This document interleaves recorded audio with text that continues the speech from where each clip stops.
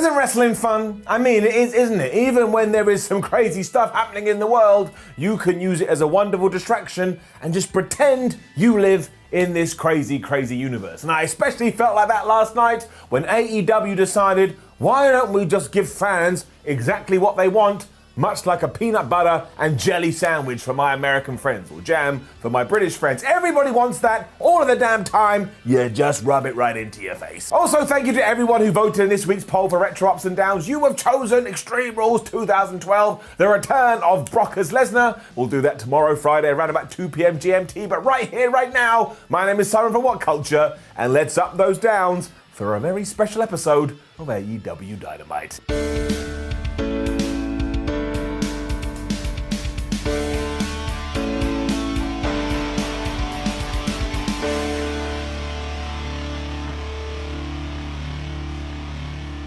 While one day I'm sure it will feel passé too, because that's just how the world works, I have to say, I very much enjoy turning on a wrestling program and just getting a match. You get the title credits, you get commentators going, oh my gosh, here we go. And then you just watch a bunch of people have a big fight.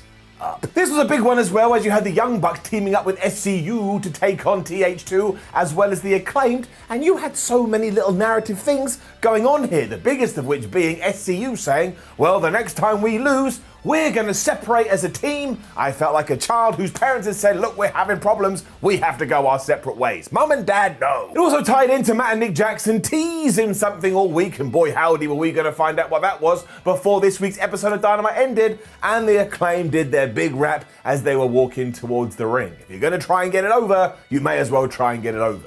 And as for Jack Evans and Angelico, well, they don't have much going on right now, but they're still very talented. There was a brawl to kick things off, which made me chuckle because we didn't even wait for the tag klaxon.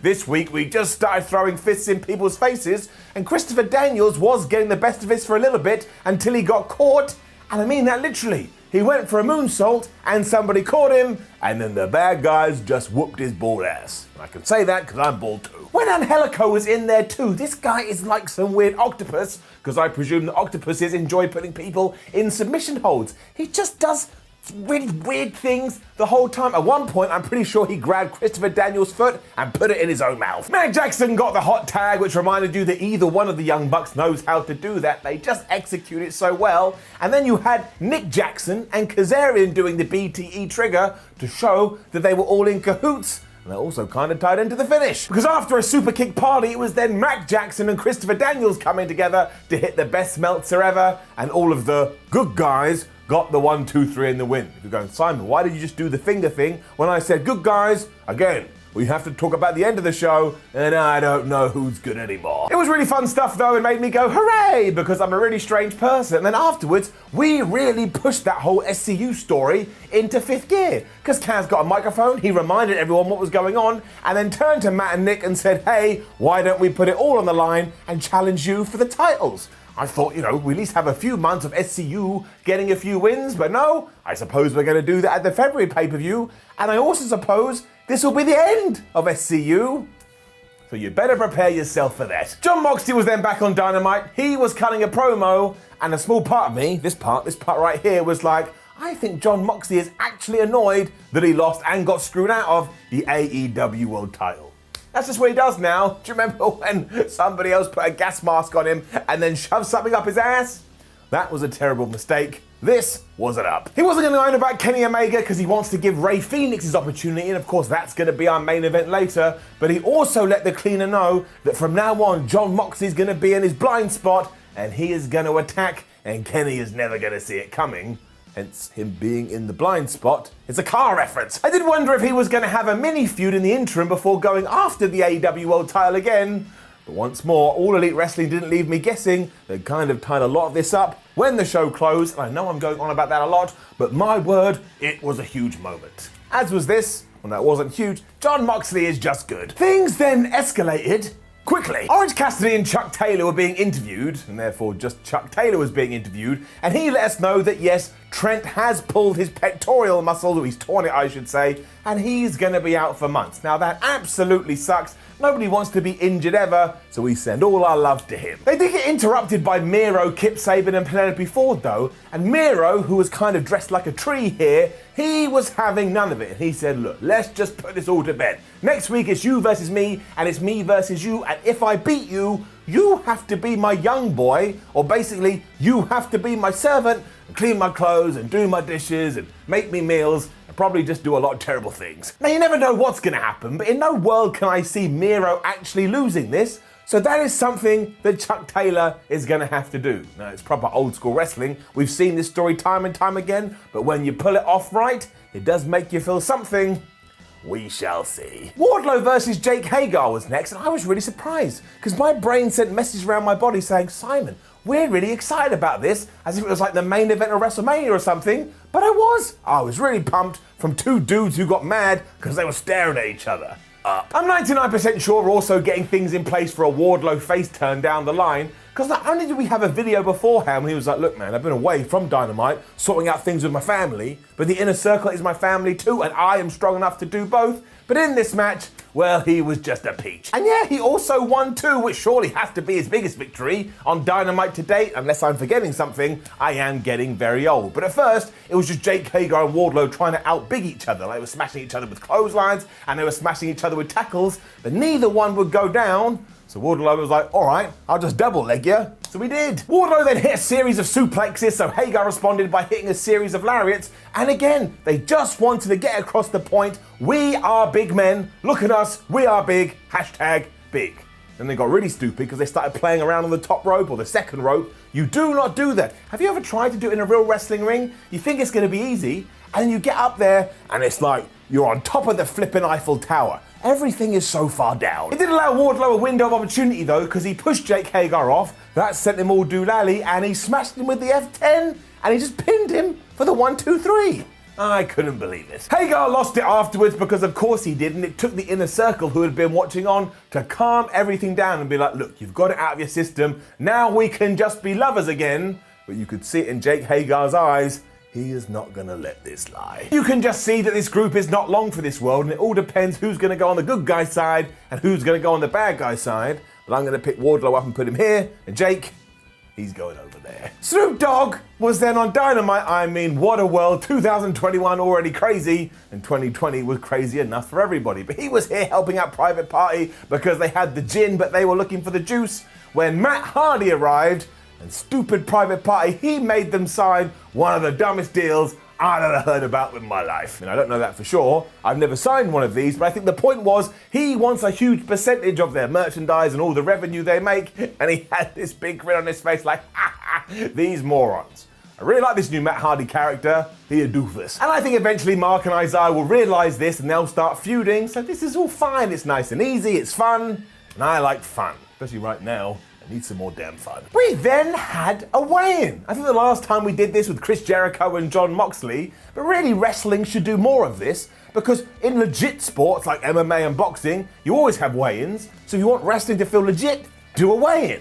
I've now said the word weigh-in too much, but up. Here it was Brian Cage and Darby Allin, and you already understand the joke. Brian Cage is like a real superhuman, and Darby Allin is just a normal guy. But when they did weigh in, Brian was 272 pounds, and I believe Darby was 170. So there's a 100-pound difference. Are you kidding me? We also saw the brand new TNT title here after the old one got retired last week, and it does look very nice. And Darby Allin had a very interesting thing to say when all was said and done. He got a microphone and went, look Taz, you may think this feud is 9 months in the making, but for me, it's been 27 years because I've had to deal with assholes like you my entire life. Now, I do believe Mr. Allen is 27 years old, which means when he popped out of the womb, all of a sudden there was some jackass like Taz hanging around and he was bullying a baby. I mean, what is happening? It looked like Team Taz was about to attack Darby Allin before you know what happened. The lights went out, the snow started to beautifully fall from the sky, and here was Sting to chase them off. And Taz was sick of it. He's like, man, won't you stop doing it? But either way, next week on Dynamite, Brian Cage is going to be your brand new TNT champion. And all of this was fine, but sooner rather than later, and probably after this match is done, we do need a little bit more information from Sting. Like, I'm not saying to ever stop all the hocus pocus entrances. In fact, you could probably do more hocus pocus entrances. I absolutely love them. but he just needs a little bit more depth, and he just needs to say, hey, this is what I'm doing, come down to my shed. I just want to know what's going on in the Icon's brain. That's it, and apparently I want to know what's going on in his shed. I just presume that Sting goes to his shed, and that's where he makes his plans. It's complete speculation on my behalf. Jake Hager was then punching a garage door. It's a perfectly normal thing to do. Maybe his next feud is going to be with the door. It also makes AEW a very dangerous place for inanimate objects, because between this and Lance Archer throwing people through ceilings, how is any kind of arena going to be left standing when they've come in and then left? And of all people trying to calm him down, it was MJF who said, look, Jake, don't worry about it, because one, you're a better athlete than all these idiots watching, and two, you're undefeated at MMA. And he actually got through to Jake here, who was like, man, I was going to kick you right in the skull, but now you've been so nice to me, I'm going to put kind of a smile on my face and I'm going to walk away. So Maxwell's infiltration is still going well. AEW then aired a little slice of the promo that -1 or Brody Jr. cut on AEW Dark towards Marco Stunt, and I was really happy they did this. Honestly, go on social media or YouTube and watch the whole thing. It is just, well, it's just nice and it's just lovely, and it will make you feel all warm and fuzzy in your tum-tum. It did lead to an interview with Jurassic Express though, where Marco Stunt was just livid and throwing out the barbs, especially when FTR interrupted and they were like, look at you Marco Stunt, you're just a moron, you're just a buffoon, nobody likes you, and we're gonna throw you out into the street. Marco then suggested that when Jurassic Express and FTR do have their match, he takes the place of Luchasaurus. Look, Luchasaurus, don't let this happen. I really don't think it's a good idea. I do believe that match is in 7 days though. So again, there it is, we will see. It was then Matt Sydal versus Cody Rhodes with Snoop Dogg in his corner. I know we've seen Snoop Dogg on wrestling shows before, but it never ceases to amaze me. Cody also had special entrance music with Snoop Dogg rapping over the top, and this kind of tickled me a little bit because over here in the UK, Snoop is the face and the voice of Just Eat, which is a takeaway company, so that man will just rap about anything. Either way though, up. This was just entertaining. I don't think it was meant to be anything more than that, but also Cody Rhodes and Matt Sydal are such good wrestlers, well, they kind of lit the place up. When it was just Matt zooming around with Cody trying to cut him off, but it never really went that well, especially at one point when Rhodes went to punch him, missed, and hit Serpentico right in the face. Put your hands up if you are feeling a little bit of sympathy for Serpentico. This happens to him every single time. Sydal went for a shooting star press, but Cody got the knees up before hitting him with a reverse DDT, and then there was this really near fall after a cradle, but all you did was wind the American Nightmare up, because he not only hit Matt Sydal with one crossroads, he hit him with another.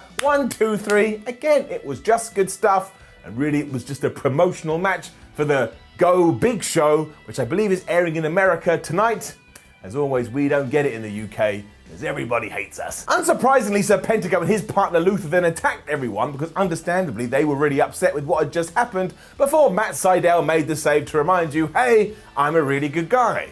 Then he was going to climb to the top rope, I presume to hit Serpentico with the shooting star press, but instead, Snoop Dogg went, no, don't do that. He climbed to the top and he hit him with a splash. Now, if you want to call it, I can't even think of the word, but if you want to call it, I'm going to land on my feet and then just fall downwards, that's what you can call it. But still, Snoop Dogg ain't ever wrestled in his life. I kind of respected it, but yes, it's not the best splash you're ever going to see, but I was still sports entertained. Cody also counted a fake 3 count, which was quite nice, and if you had on your 2021 bingo cards, Snoop Dogg will do a big splash from the top rope in AEW Dynamite, well, you better just tick it, because you can't unsee it now. It actually happened. Right, okay, look, I am just gonna level with you. I really like Avalon. If you're gonna have a gimmick-based character in the world of pro wrestling, you may as well as live it as best you can. Otherwise, what is the point? And when she does walk out on stage, a small part of me goes, well, they've just found a demon in the depths, and she's decided to wrestle. Good for her. Also, I never want to see her down a dark alley. It works for me, it truly does, as did her match here against the AEW World Champion Shida. I thought they came up with some really inventive spots to tie into all of this, and therefore is getting it up. For example, Abaddon was just acting like Abaddon would act. She attacked Shida during her entranceway, and Shida chased her away with a kendo stick, and before long, she was just biting Shida every chance she could. At one point, they went under the ring, and when they came out the other side, Abaddon had blood pouring from her mouth, and it was all over Shida's neck, because she'd reopened that wound. This person is a crazy demon from the depths. Now, to be fair, it didn't work, because all it did was piss Sydal off, and she was outside, and he was just slamming Abaddon's head into the steel railing. And when they were back in the ring, even though Abaddon did that weird Bray Wyatt bridge thingamabob, I don't even know what you call it, she just went, okay, fine, and she kneed her right in the face, got the 1, 2, 3, she retained her title. So yes, if you did want Hell to win that belt, you were going to be a little bit sad, but the reason I have described it in this way is I was just a little bit confused with the commentary. Because Jim Ross and Chris Jericho spent a lot of time going, look, everybody watching at home, Avalon, she ain't a real demon, she ain't a real devil, she's just somebody that paints her face and then comes out here and thinks she's all crazy. And that's fine, it really is. On one end I thought it was quite smart, but then I thought, wait a minute, if I was a kid and I was watching The Undertaker and I'd heard Jim Ross and Jerry Lawler go, he's not really a dead zombie,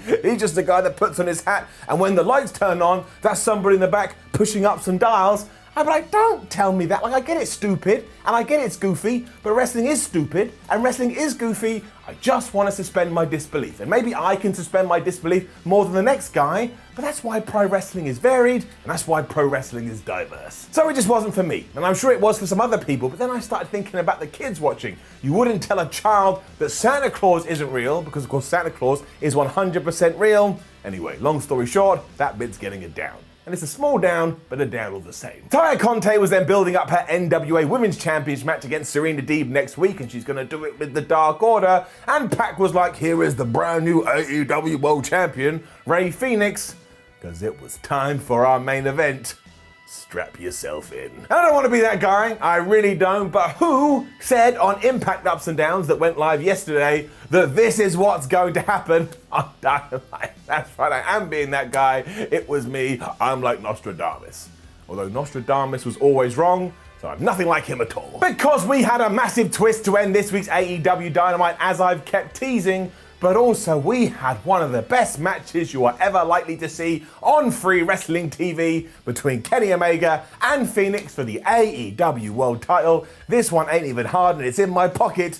It is getting it up. And if I told you it started kind of slow, I would only be referring to like the first 3.5 seconds of the match, because they just pulled the trigger and went absolutely crazy. I think we'd seen 56 Hurricane Ranas before we even got to the first minute, and there was some in the ring, there was some with Fenix landing on his head, there was one on the apron to the outside on Kenny Omega. This was absolutely bonkers. It was just like a game of tennis. Kenny Omega would do a move, and Rey Fenix would reverse that, and he would do a move, and then Kenny Omega reversed that, and he would do a move. At one point, Fenix went to do something off the top rope, kind of slipped, and he still hit it, and that just broke the laws of physics. He followed all that as well with a suicide dive, and he ran with so much momentum, and he propelled himself with so much force, he basically ended up in the front row. Like he almost killed the Gun Club.